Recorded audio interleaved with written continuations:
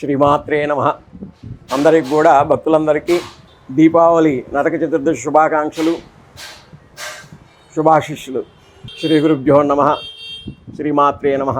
ఓం గణానాం త్వా గణపతిం భవామహే కవిం కవీనాపుమస్తవస్త్రవం జ్యేష్ఠరాజం బ్రహ్మణాం బ్రహ్మణస్పదా ఆనస్పన్నన్నుతవే సేదసాదనం ప్రణో దేవి సరస్వతి వాజేవిర్వాజనీవతి దీనామిత్రౌతూ. శ్రీమాత్రే నమః. ఈ యొక్క నరక చతుర్దశి దీపావళి పర్వదినం గురించి ఈరోజు మనము దీపావళి యొక్క కథా వృత్తాంతం కావచ్చు, ఏ మాసంలో ఎప్పుడు ఆ దీపావళి పర్వదినాన్ని జరుపుకుంటామనేది, దాని యొక్క విశిష్టత ఏందనేది ఇప్పుడు మనం తెలుసుకుందాము.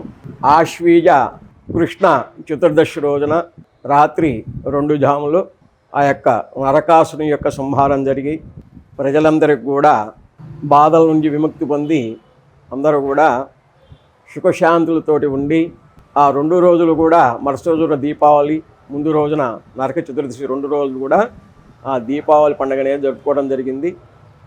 అయితే ఈ దీపావళి కథా వృత్తాంతం కనుక తెలుసుకున్నట్టయితే, పూర్వము హిరణ్యాక్షుడు అనేటువంటి రాక్షాంతకుడు ఉన్నాడు.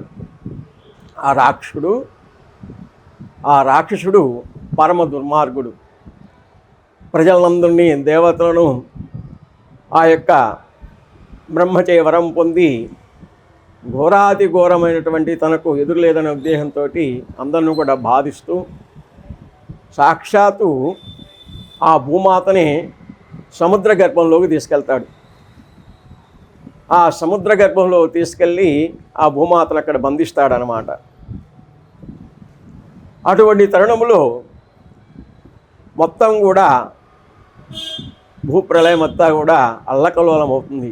అల్లకల్లోలం అవటం వల్ల దేవతలు, గంధర్వులు,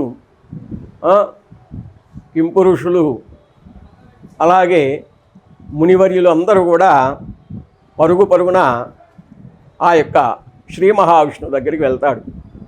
ముందుగా బ్రహ్మ దగ్గరికి వెళ్తారన్నమాట.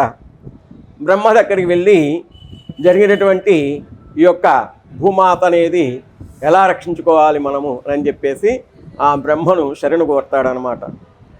అప్పుడు ఆ బ్రహ్మ ఏం చేస్తాడంటే, ఇది నా వల్ల కూడా పనేది కాదు, ఇది సాక్షాత్తు ఆ యొక్క అన్నిటికీ మూలకారకుడైనటువంటి ఆ శ్రీ మహావిష్ణువే ఈ యొక్క దీనికి పరిష్కారం అనేది చేస్తాడు. కావున